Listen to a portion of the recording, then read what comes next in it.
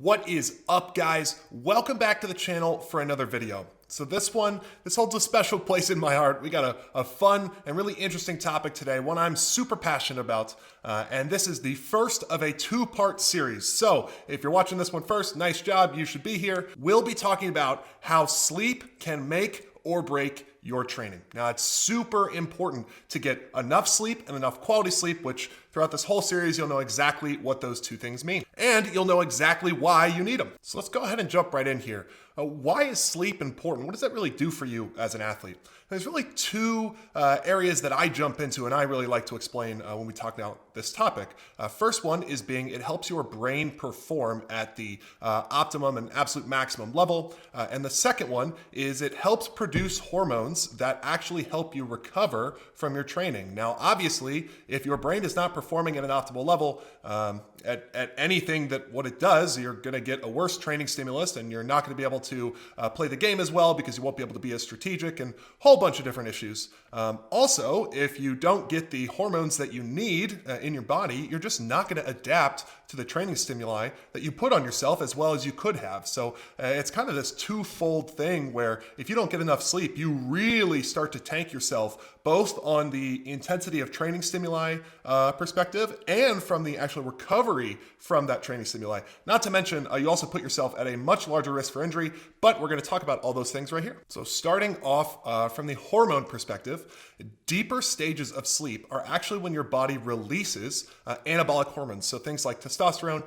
and HGH, which your body then uses to help produce the different adaptations that you are training for in your training. Now, there's a study that I really want to look at here, and I think it provides a whole lot of context and a lot of insight into how important sleep is for testosterone in particular, because that's the one that we'll be looking at. We got a whole group of guys, healthy young men. They all were in bed sleeping for 8 hours a night. For 1 week, they forced them to be in bed for 8 hours. And then the researchers took a baseline level of testosterone. Then they split the group in half. Half of them, they said, okay, you're only allowed to be in bed for 5 hours per night for the next week. And the other group, they said, okay, you're allowed to be in bed for 8 hours a night for the next week. And then they took testosterone readings at the end of that week and they compared them. Now, the group of guys that were allowed to stay in bed for 8 hours a night, again, for that whole week, they just maintained their total level of testosterone. It was the same as their baseline readings. But the group that slept for 5 hours a night or was allowed to be in bed for 5 hours a night, their testosterone decreased between 10 and 15%.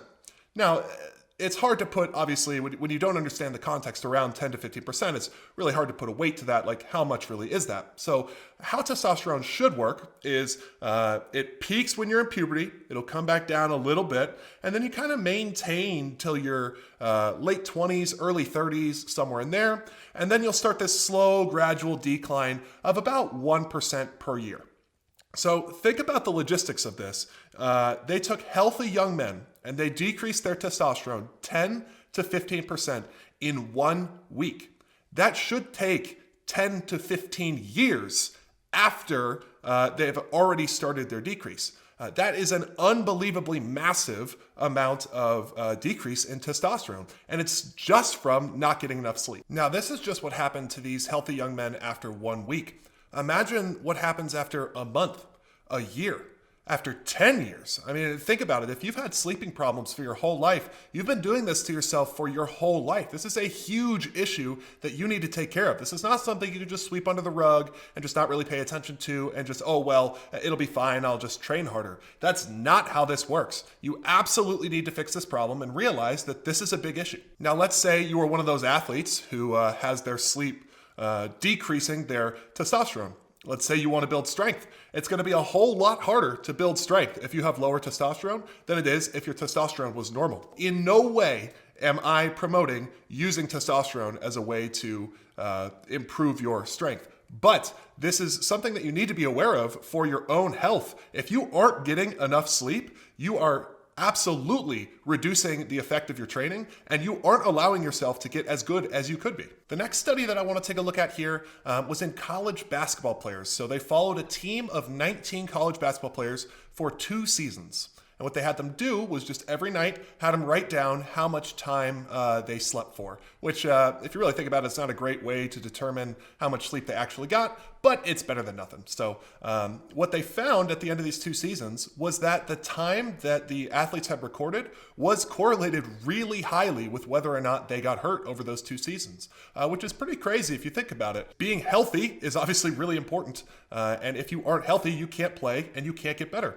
It's just another really good example that sleep is super important, and it helps your body recover and helps you be prepared for actually playing and making sure you can continue to play. The last thing I want to talk about here is just the actual functioning of your brain. So your brain functions a lot like your muscles, and what I mean by that is your muscles, when they want to move, let's say you want to contract the muscle, right?